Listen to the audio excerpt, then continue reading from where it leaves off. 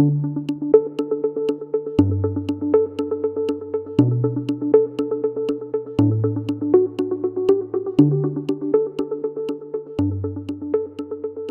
now time to welcome two of the most extraordinary Times women who happen to have provided us with a roadmap through the seamier underbelly of the appointment universe of our president.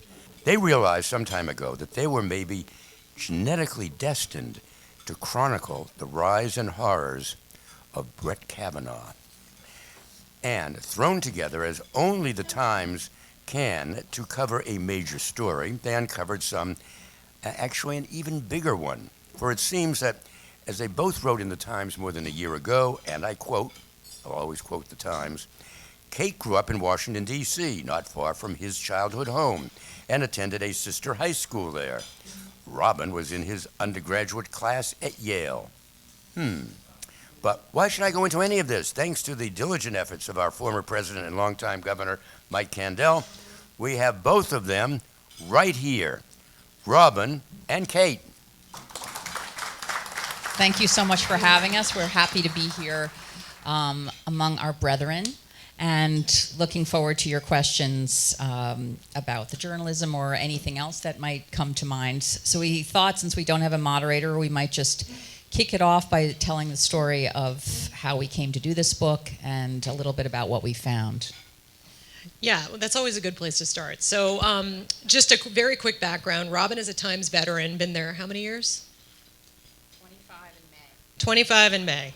And I am starting my fourth year after working at the Wall Street Journal and on air at CNBC. And through a sort of improbable series of events, we found ourselves watching and then participating in the journalism around the Brett Kavanaugh confirmation in the fall of 2018.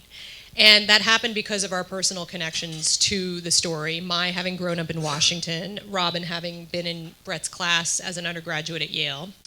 And we ended up, in my case, I got a tip about what later turned into the Times Renata yearbook story. And for those who may not remember, I got an incoming call from someone who had gone to high school with Kavanaugh, and who said, look, you should really look into his high school yearbook, and particularly the references to something called the Renata Club. And that turned out to be kind of a running joke among Kavanaugh and his friends from Georgetown Prep, his high school, about this young woman who was a friend of theirs and dated a couple of them named Renata Schroeder, but they all bragged about having done more than just dated and been friends. And they sort of memorialized it with yearbook photos. So we did a piece on that.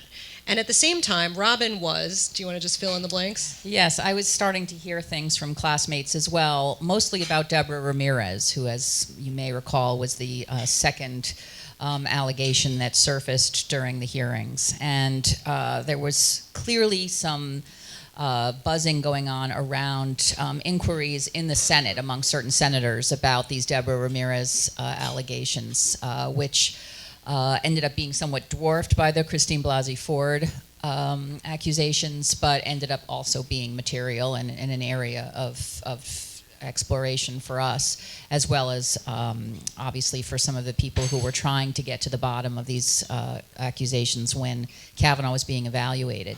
But it was also just an opportunity to basically reach out to classmates and try to flesh out the story of Brett Kavanaugh as we were reporting this in real time. So having access to the Yale directory was helpful, as well as classmates. I hadn't been friends with Brett, but we had known each other, and we were in the same dorm. And my college roommates were athletes, and Brett moved in that kind of a circle. So we had some overlap socially that I was able to draw on in some of this reporting. So Robin is a culture reporter, covering museums, cultural institutions, auction houses, sometimes theater. I am a business reporter, primarily covering Wall Street. Although this being president business, I have done some work on sort of the cross currents between business and the Trump administration. But suddenly we find ourselves in a room, a team of people of probably 15 or even 20, meeting twice a day in September of 2018 to talk about the Kavanaugh coverage and where we are with it and what leads we have and what our story plans are. And we just kind of met for the first time in that setting. And of course, the process ended with a confirmation and a swearing in of Kavanaugh on October 6th as the newest Supreme Court Associate Justice. But Robin and I had this sense of unfinished business separately at the time. We had this feeling of unfinished business. And we came together to do a book that was intended to most particularly sort of finish the investigation. We felt like we had a lot of leads in our notebook that we had not had time to chase down. The Christine Blasey Ford story broke in the Washington Post, as you may recall, on a Sunday in mid-September, and then the swearing in was October 6th. So really it was about 3 weeks, give or take, to investigate all of the things that came up. And clearly the FBI, which was authorized a week before the confirmation to do an extended background investigation, also had not had time to do anything terribly thorough, and we learned even more about that as we went along. Robin, do you want to talk about that a little bit? Because maybe that was the first indication we together had of how much unfinished business there was. Yes, it's particularly because the FBI investigation was so circumscribed. There was a lot of frustration around that, and how kind of in what, whether it was done in good faith, whether it was kind of paying lip service to just sort of an additional investigation. They didn't even interview Christine Blasey Ford or Brett Kavanaugh again. They kind of treated the hearing testimony as sufficient, and there were a lot of particularly Yaleys who felt they had information that they could bring to bear that might shed light and flesh out some of these accusations, who desperately tried to reach the FBI and were unable to, and were thwarted at every turn, despite considerably earnest efforts of waiting on hold forever, waiting outside local FBI offices. And part of what they had to say was this other allegation that we do report on in the book. It was the only other additional piece of information that we found against Kavanaugh, which was another Yale classmate describing a similar kind of sexual misconduct interaction with him freshman year, also in the dorm party, similar to the Deborah Ramirez experience. And so it was relevant in terms of affirming her account, but also because Max Steyer, who is the classmate who witnessed this, had tried to get that information to both the FBI and senators and was unable to. So here was another clear example of information that actually, had it come to light, might have really had an impact at the time and was not permitted to surface. So we knew in general that the FBI's investigation had been highly circumscribed and also somewhat curtailed. We knew that there were Yale classmates who had not had a chance to have their stories heard. We knew that Max Steyer, who had relevant new allegations, was not really heard. I had a few high school people who had tried unsuccessfully to reach the FBI as well. So we at least wanted to say, what if we were finishing that inquiry? Let's just make a list of people to call, like David Farenthold style, and cross it off. Even if we get hung up on, even if the person doesn't remember anything differently than what's already in the public domain, we at least want our readers to know that we tried, and this is where we got. So we endeavored to do that, essentially. I think between the two of us, we probably made 300 or 400 outreaches, maybe 500, because you had like 3. So we ended up dividing things up in a kind of organic way based on our personal experience. So I sort of took Yale, which included both undergrad and law school, so trying to reach all of those people. And I also took his career prior to being nominated for the court, which seemed to be a chapter that was somewhat glossed over quite quickly in this process, when in fact he'd had 12 years on the DC circuit. We wanted to look more closely at his jurisprudence from that, as well as his other clerkships, his work as a summer associate. There were some rumors around that kind of thing. And I also sort of took Deborah Ramirez, going out to see her in Denver, for example, and really hearing her story, which hadn't really had the opportunity to have a public airing because she never was allowed to testify to the Senate. And Kate had Christine Blasey Ford. Maybe you want to talk a little bit about that. Yeah, so obviously Dr. Ford was first on my list of people to try to finish the conversation with, and it was hard to connect with her. She was understandably reluctant to talk to anyone any further. I think the recollection she had been traumatizing itself, and then she felt re-traumatized by her experience of bringing that information forward and testifying before the Senate, and then all the backlash that befell her afterwards.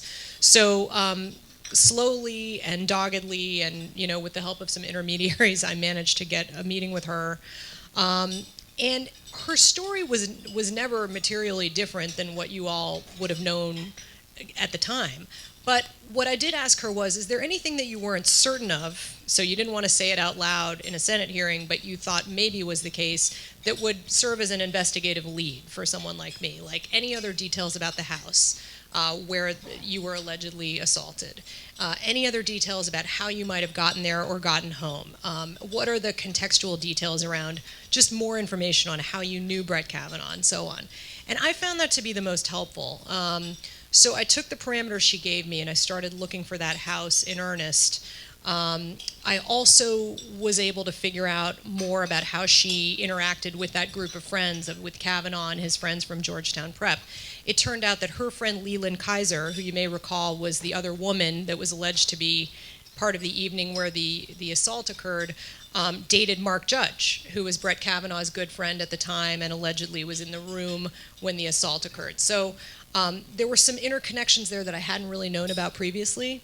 And I found, and maybe we can just talk about sort of corroboration or substantiation for a second, I found that her story was easily substantiated, that everything she said about who she was at the time, who those boys were at the time, what the social scene was, what it was like at the Columbia Country Club, sort of the culture in which she grew up and what her family was like, all of that checked out very well. But there remained this issue of no direct corroboration for the events that she alleged, that Kavanaugh had pinned her to a bed and essentially locked her in a room with the help of his friend and tried to assault her until she escaped. In the meantime, Robin was going through a parallel process. Yes, so in talking to Deborah Ramirez, actually, we were able to surface a lot more what we kind of rely on now as contemporaneous corroboration, and that included classmates who had heard about this encounter that she described shortly after it happened at Yale, for example. A friend who she had told shortly after she graduated who had actually signed an affidavit attesting to that fact, as well as her mother, who we interviewed for the first time, who she had told while she was in college in a hysterically crying way where her mother thought she actually had been raped. She was so upset about it, although she didn't disclose the details at that time. So we found a lot of that. I think what's important is, so much of our struggle with this book is that there are people who were very invested in a certain outcome, as I'm sure all of you would feel. There were people, when we told them we were writing this book, who just were hoping we were going to get him and sort of nail him, and there were others who thought that this guy was railroaded and considered guilty before being proven as much without kind of a due process. And our takeaway was, kind of Timesian, I would say, in the sense that we just relied on the facts. What we did was try to surface as much information as we could and decided that as journalists, our role was not to ultimately render a verdict as to whether or not he should have been confirmed, but to kind of provide as much information as we could. And what our takeaway is considerably more nuanced, I think, than most would necessarily sort of hope or want. In terms of what we did find was that we found Christine Blasey Ford credible, we found Deborah Ramirez credible, and we found kind of circumstantial evidence around both that made their stories check out.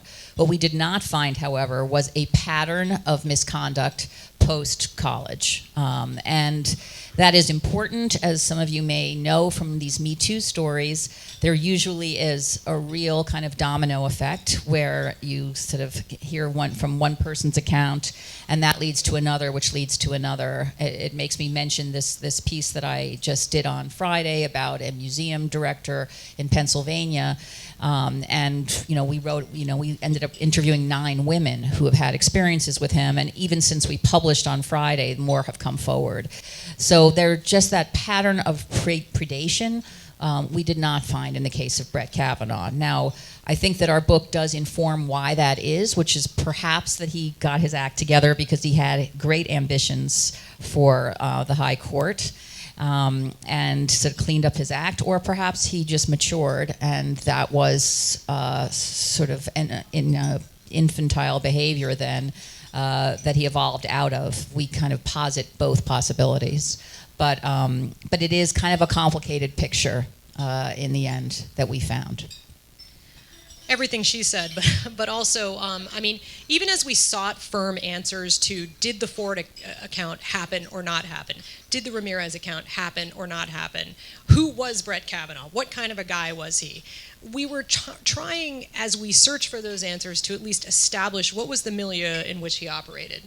In Washington, growing up, going to an all-boys Jesuit school, Georgetown Prep, in an affluent environment where his parents were well on their way to becoming movers and shakers. His father, a powerful lobbyist for the cosmetics industry, his mother, a prosecutor in Maryland, and eventually a judge herself. What was the environment at Yale? You know, interestingly, he got a bit of a comeuppance at Yale. He didn't make any varsity teams, whereas he had been on 2 at Georgetown Prep. He had been the captain of the basketball team. He actually got pretty good grades, but nobody really knew it because he sort of cloaked himself in this party jock Maine so much of the time. He made closer friends in law school. Then he went on to be a lawyer in a variety of capacities. He worked as a clerk for multiple judges. You know, we could talk about Judge Alex Kaczynski, who was one of his mentors, if people are interested. But he worked for multiple judges. He worked for Ken Starr as on the special prosecutor team during the Clinton impeachment. And he briefly did stints as a partner at Kirkland and Ellis, and ultimately he was a White House lawyer and then a judge. So who was he, and how did he navigate these different environments, and what were the cultural norms and expectations in terms of alcohol and sexual interactions, you know, back in the late 70s and early 1980s? And in many ways you see that he's a creature of his environment. Yeah, I mean, I think it was interesting for us to go back to his personal development because, as you know, that those years are formative, and you do get a sense of a kind of what Kate has described, one classmate from Georgetown Prep describing as a casual misogyny in the culture, where there was just this sort of boys will be boys mentality that was kind of sanctioned then and clearly is considered unacceptable now. And when he was at Yale, he was a member of DEAC, this notorious fraternity, because it was there was this kind of boisterous, heavy drinking quality to it. He did associate with athletes. He played down his intelligence or even his commitment to work. And he wasn't actually that socially adept, which is sort of interesting. So there was this sense of kind of playing to the boys as his audience. And also a real kind of sense of, keeping his eye on the prize, that this was a guy who just didn't want to get his head above water in a way that made him noticed or made him controversial. So he didn't really stand out to people, which was interesting to us. He didn't raise his hand in class. People don't remember him speaking. They don't remember him having a kind of political orientation, even though he did join the Federalist Society in law school. And he also associated with and surrounded himself with people. All of his law school classmates were liberal, pretty much, and that was something else that we thought was kind of surprising about him, was that he is not a kind of reliably conservative, the way perhaps a Gorsuch is or a Scalia was. He has sometimes frustrated conservatives with his decision making when he was on the D.C. circuit. Sometimes he has satisfied them. But one of the things we also talk about in the book is the fact that the conservative base, the Republican base, were kind of nervous and not necessarily enthusiastic about him as a candidate for the court initially. Right. Ironically, yeah. even, sorry to interrupt, but even as opposition to Kavanaugh when he was in the confirmation process has fairly or unfairly been categorized by some people as an effort to preserve Roe versus Wade, he's probably a justice more likely to preserve Roe versus Wade than any of the others on President Trump's shortlist for that position. Right. We have one Republican, this guy who worked for Grassley, the head of the Senate Judiciary Committee, who kind of called him to swampy, bushy, and chiefy. Meaning he was a creature of the D.C. swamp, which was, kind of a red flag for Trump. Trump didn't want one of those. He was very much, he considers George Bush a real mentor, and he, in fact, gave him a rehearsal dinner for his wedding, and he was very close to him. And that was also a problematic association for this president. And what was the other one? Bushy, swampy, chiefy. Oh, too much like a Justice Roberts. Thinking about his own legacy. Yeah, thinking about his own legacy rather than making sure to tilt the court to the right. And it's really interesting to kind of look at the Kavanaugh confirmation in the context of the court's history and how this is just, I mean, I don't need to tell all of you, this has become such a key part of the Trump administration's agenda, which is to solidify the kind of conservative tilt of not just the Supreme Court, but all federal courts with these lifetime positions. McConnell certainly has championed this, and it's been incredibly successful, and Kavanaugh was very much a part of that effort.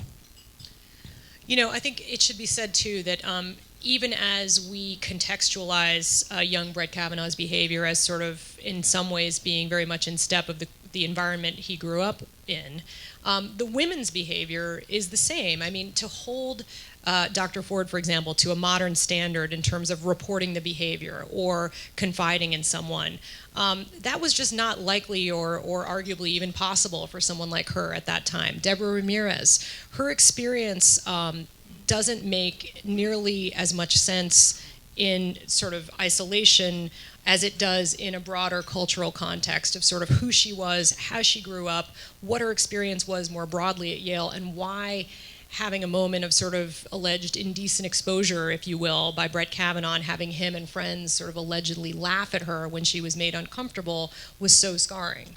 Yeah, I mean, I think we'd love to go to questions after this, but I would want to just echo that point, which was that gaining insight into Deborah Ramirez, there are people who kind of had said to us, or certainly something I was hearing, which is, you know, how bad was it? I mean, this guy pulled down his pants at a drunken dorm party with her. Why was that experience so damaging and formative? And when I spoke to her at greater length, first of all, and this is true, I think, to a woman, when you speak to a victim, where how immediate the experience becomes. She couldn't talk about it without crying, even 36 years later. But it was just about the fact that she was a person of color. She came to Yale already feeling like maybe she didn't belong there as much as these other people. She, you know, was on work study. She worked in the dining halls, serving food to her classmates. She cleaned the dining hall, the dorms for reunions. Her mother thought she shouldn't go to Yale, that the place would kind of swallow her, and she was determined to do it and kind of prove her wrong.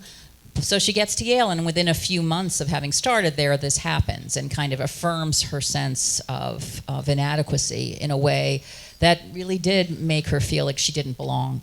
And on that level, I think these experiences really resonate in a way that perhaps we can relate to more, even though on the spectrum of sexual misconduct, it is not as stark as sexual assault. So are there questions, we hope? I'm curious about why the FBI was so resistant to receiving information about this. I mean, we've heard since, there were people in the FBI who declared their independence from the Trump administration and were fired as a result of it. Why were they so reluctant to receive information about Kavanaugh? I mean, I think what's really interesting about that is who the client was, which was President Trump. He was directing this, and he wanted this guy confirmed and confirmed fast. They wanted Kavanaugh to be confirmed before the midterm elections, which was really important, and before the start of the term.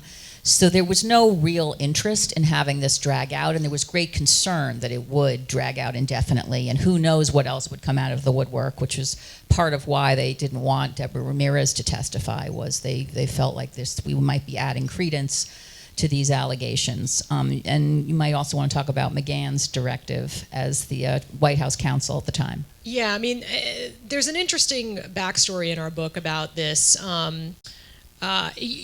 Basically, the reason that the FBI investigation was authorized, as I'm sure you all recall, is because Jeff Flake, the Republican but somewhat independent senator from Arizona who was planning to retire, paired up with Senator Chris Coons, the Democrat from Delaware, to try to argue and bring in some other moderate senators, Senator Collins, Senator Murkowski, and others, to support them in this effort to take a pause and, for the sake of sort of public healing and public information, take another week and do this extended background investigation.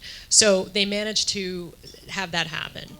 And initially that group got together and brainstormed names of people that should be interviewed, and it was well into the double digits. But then essentially the Republicans went off and met with Senate Majority Leader Mitch McConnell and figured out what would happen, and Trump's initial list had 4 people on it.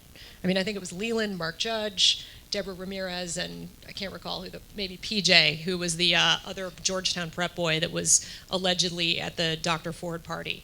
That eventually grew to 10 people, but it still never included Dr. Ford or Judge Kavanaugh himself.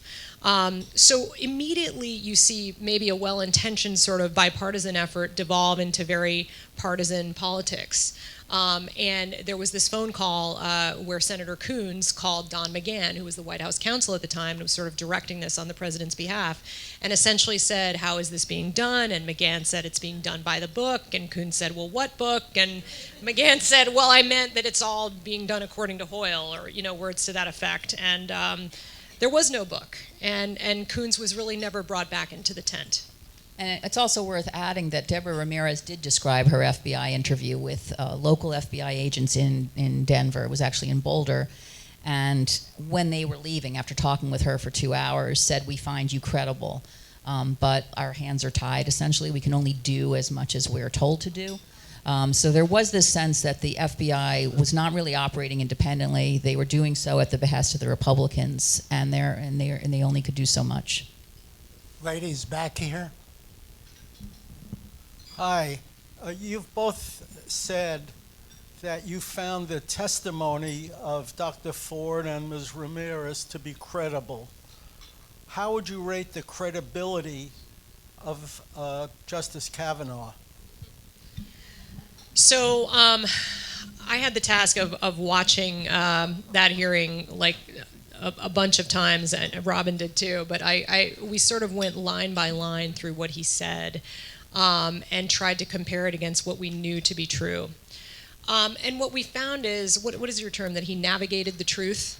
I mean, his answers were lawyerly and at times inaccurate, but it was hard for us to ever say he lied, he committed perjury.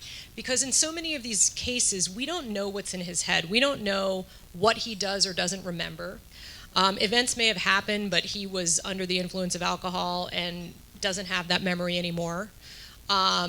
It's possible that recollections have been triggered, but they're not full. It's possible that in the case of something like Renata, the woman who was sort of talked about as a sexual conquest and then sort of mentioned obliquely in the yearbook, he had a very different cut on it. He said she was a friend of ours. You know, those references were meant to show her that we loved her and she was one of our gang. Sure, okay. I mean, that is possible. I know from reporting that particular anecdote that there are people who were at Georgetown Prep at the time who could attest to this sort of braggadocio and the kind of sexually themed, somewhat misogynistic taunting and chat. But is it possible that Kavanaugh doesn't remember that? Maybe. Or maybe he's just being as kind as he possibly can about it. Another example is the drinking, which we found like clearly he had understated the degree to which he drank as a young person. And we have so many classmates who describe him as, excuse my language, shit-faced and just coming home, you know, blotto. And there are stories like that in our book that we describe. At the same time, he said, sometimes I had too many beers. So that is technically an admission. It clearly doesn't by any means encompass the accuracy of the scope of that, but one could say, you know, he gave some ground. Not to go on too long, but one elephant in the room on this is, why didn't he make a blanket apology? Why didn't he say, you know, I may have at times had too much to drink, or if I don't recall this, but if I ever hurt somebody unintentionally, I'm terribly sorry. I mean, that seems like a way to perhaps bring about some healing and some acknowledgement of these women's recollections, even if he doesn't remember them. But first of all, we'll never know, because that didn't happen. But our sense is from the reporting that that was seen as politically untenable, particularly, maybe anyway, but particularly with a President Trump, who's a pugilist, someone who believes in denying allegations of sexual misconduct and has done that himself, and would not have necessarily wanted to back Judge Kavanaugh for the Supreme Court if he thought that he was looking weak. He made it clear, President Trump, that he wanted to see Kavanaugh come out fighting, which he did do. And the only other thing I'd mention is that some people felt that Kavanaugh's temperament, as I'm sure some of you did, was more disqualifying even than these allegations against him. And there were a whole group of lawyers and who signed their names to things saying this guy is not fit because he can't possibly be impartial and his temperament is clearly inappropriate. You had former Justice Paul Stevens withdraw his support. That is another avenue that we explore in the book. Over here. Okay.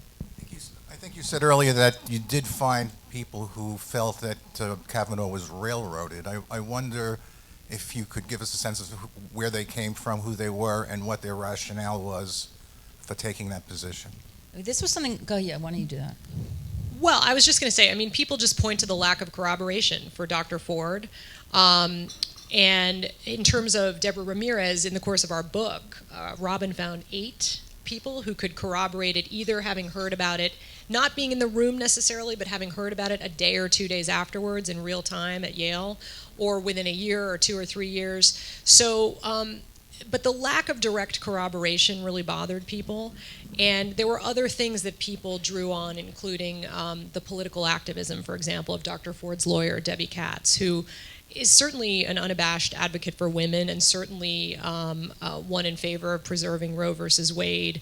And she's talked more and more openly about that actually since then. And so because of that and because of the fact that Senator Feinstein, who was one of the early confidants of Dr. Ford's in her story, and I'm sure you guys remember there was a letter written to her that was kept under wraps for like a month and a half, and some people think that was the wrong decision. But anyway, Feinstein helped get Dr. Ford in touch with her lawyer, Debbie Katz. So was that evidence of sort of putting a thumb on the scale for political reasons? There's also this feeling, I think, which we do explore in the book, which is, let's say he did these things, right, and maybe doesn't remember them because he was too hammered.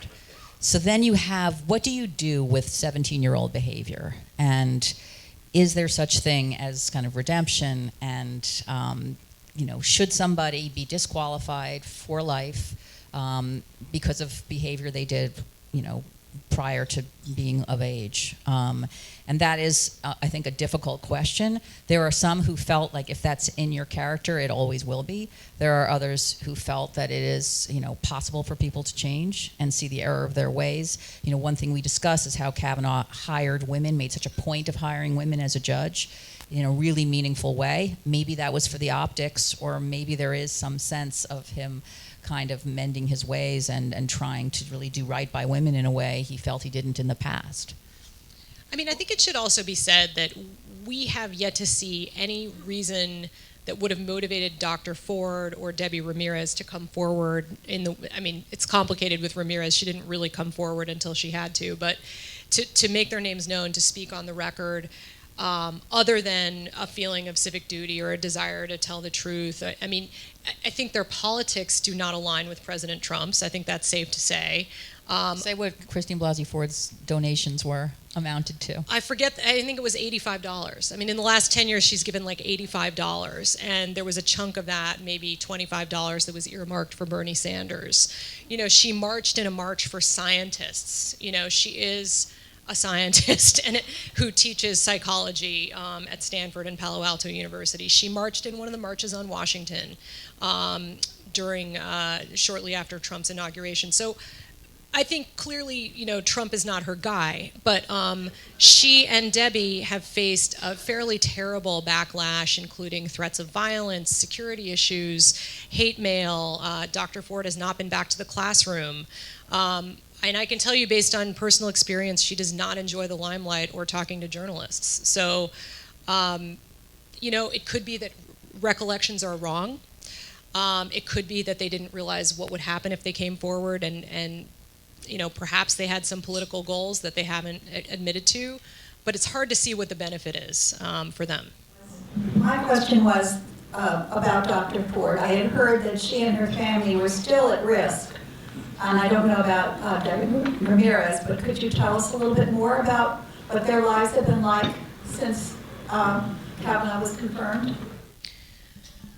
Yes. So it seems that their somewhat back to normal now, although if you can never fully return to the life you led before this, but from a security standpoint, they've secured their home.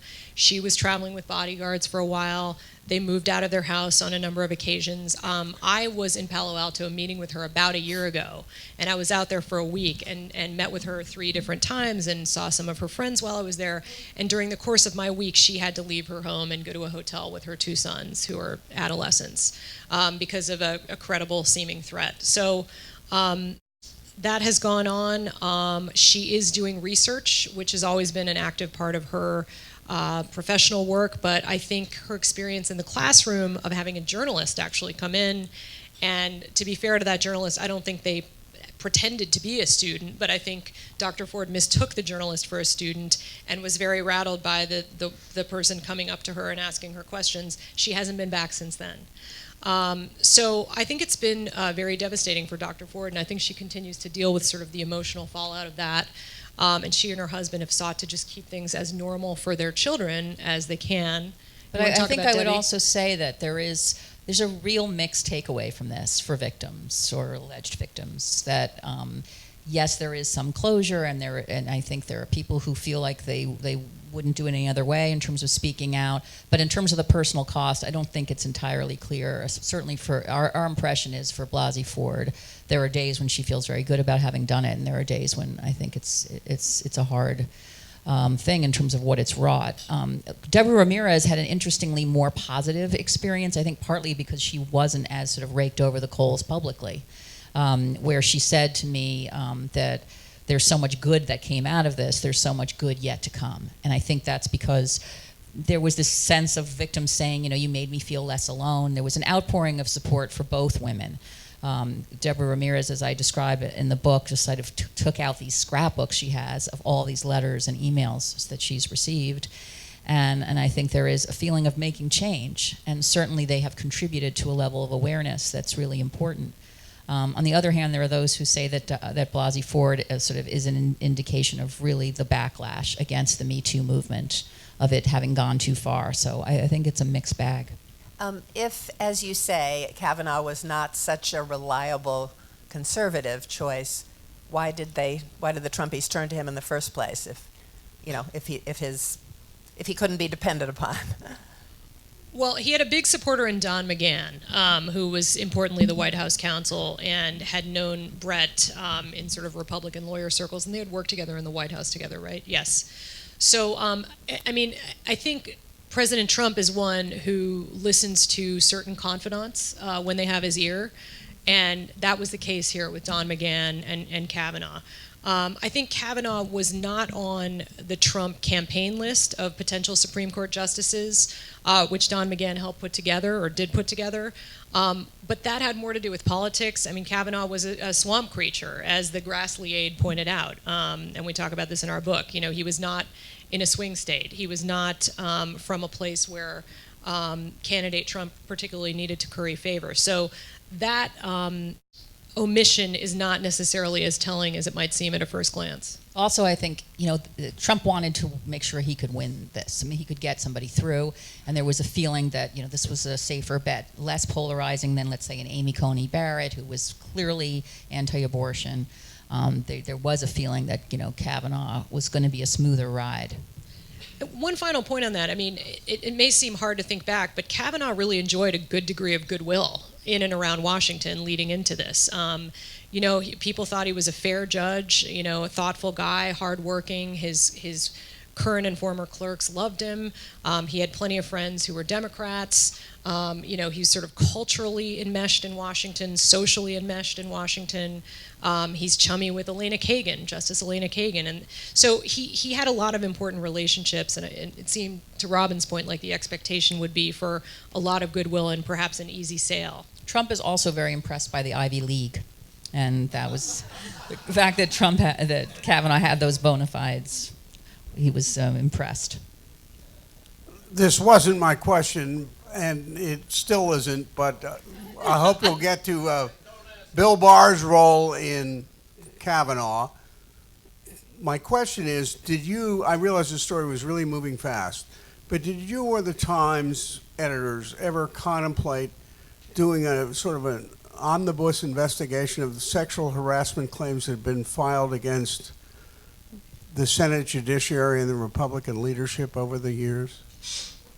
And my other question is, was Susan Collins' faith in Brett Kavanaugh, since most of the decisions narrowing women's rights will not be directly related to Roe v. Wade, justified? How's that going to play out? Well, let me take your second question first. I don't know how it's going to play out. I feel that much is being made of Susan Collins' vulnerability. So before I came over here anticipating this question, I actually looked at the latest polls, and I remember what they say. Her job approval rating is basically sort of split in Maine, according to a relatively recent poll. And her Democratic challenger, Sarah Gideon, is double digits points away from where Collins is polling. I mean, I think it's like she's like 15 points behind. Now, there is no question that Maine is a more moderate state, and Collins is an important seat for the Republicans to keep.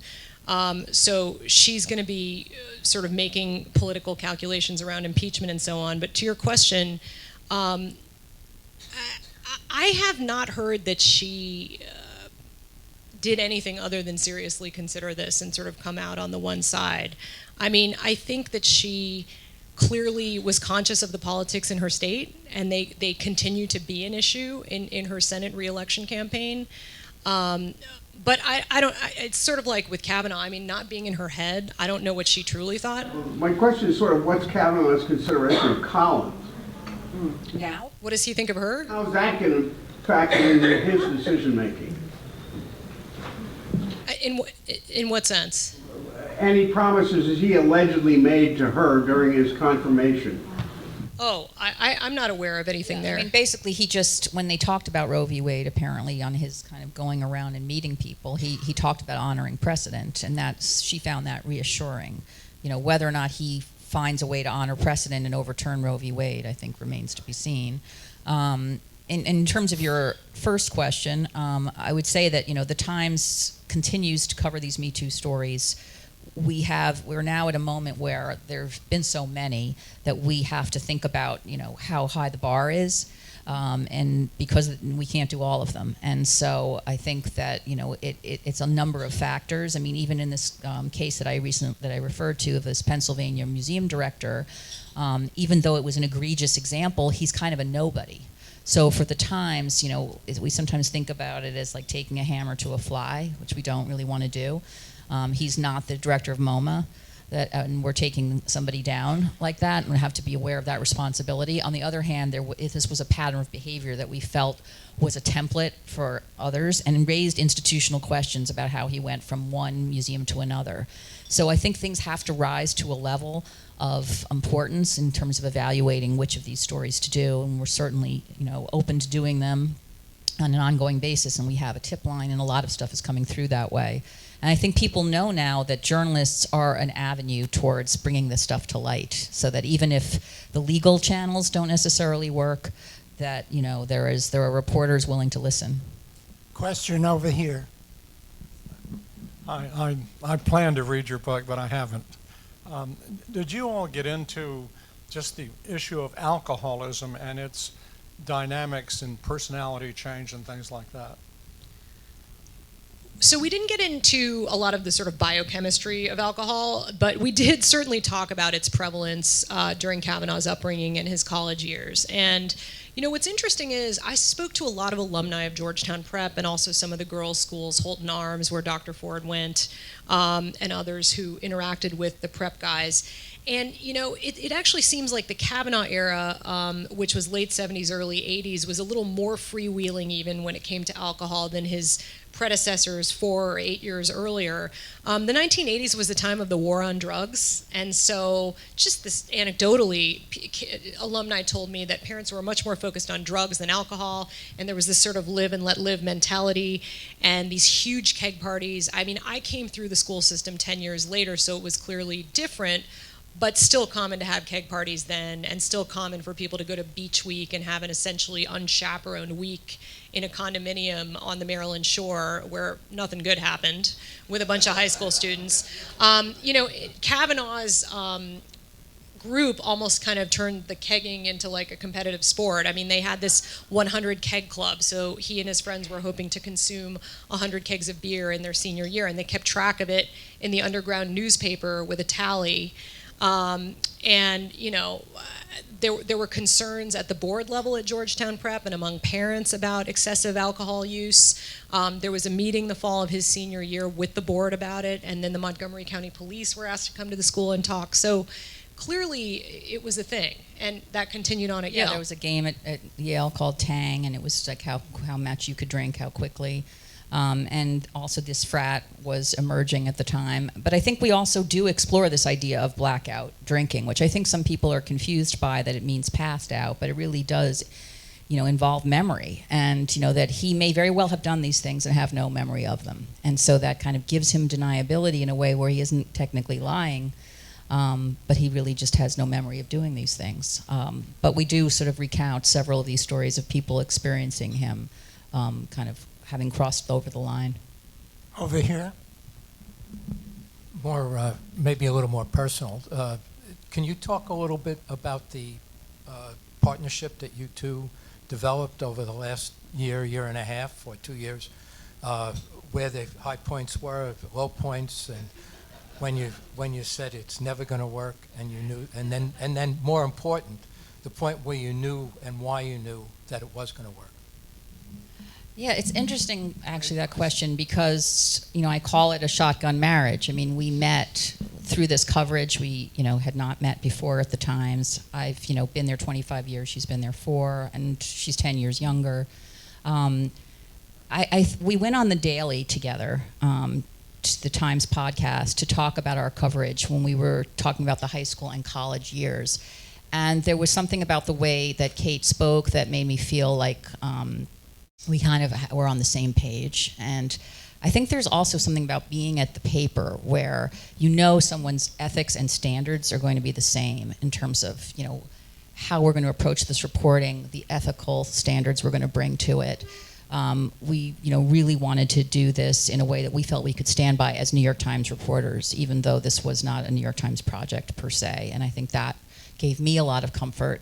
And there was also something about just the sounding board of each other. I mean, I always joke that I spoke to Kate more than I did my husband over the year that we were working on this. And that is that, you know, because your head gets turned around by these people, every one of these versions of this story. It is like a Rashomon of sorts. And we were able to test those theories and these new pieces of information we were getting. And it was also just helpful to have an editor, because each of us would take a first crack at a chapter and then pass it back and forth. And that was invaluable because, as you know from book writing, you often don't get a heavy kind of editing. And we were able to edit each other and also fill in the gaps, you know, where, you know, she took a lot of time trying to find Christine Blasey Ford's the house where that happened.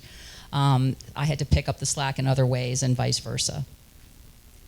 Yeah, I mean, I certainly agree with that. And my experience with book authorship is it's very isolating. It's very sort of DIY. You sort of long for I mean, when you're in the newsroom, sometimes you long for the long-form opportunity and the chance to really empty your notebook and take 6 months or a year and get sort of the definitive account of something if you possibly can.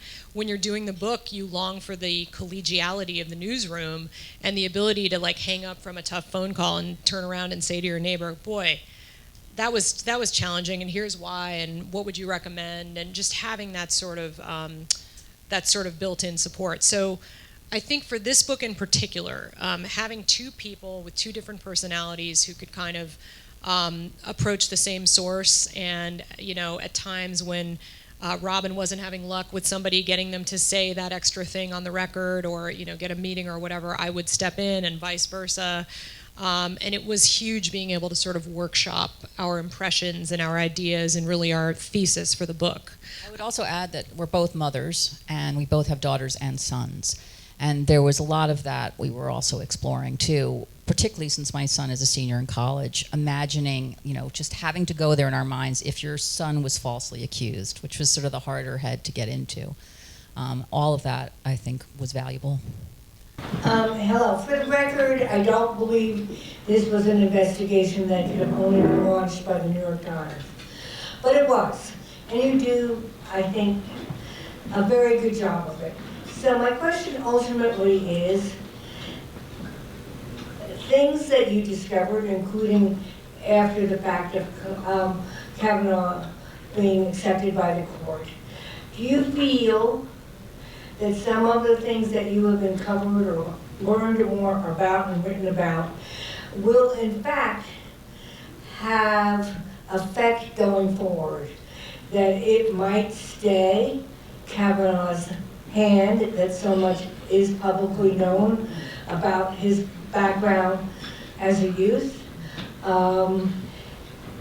Or have we stabilized, on the other hand, a kind of culture of what you do before you were important doesn't matter?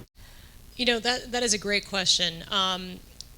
I think when we talk to court watchers, you know, people who are well familiar with the Supreme Court and the personalities on it, and people who know both Justice Kavanaugh and Justice Clarence Thomas, for instance, they often draw a contrast between the two. And there is an impression that Justice Thomas was somewhat radicalized by the Anita Hill experience, that he sort of dug in to conservative jurisprudence in a way that we'll never know the negative, but you know, may not have been the case if he hadn't had this sort of bruising confirmation hearing process. And that he was embittered and remains so. Right.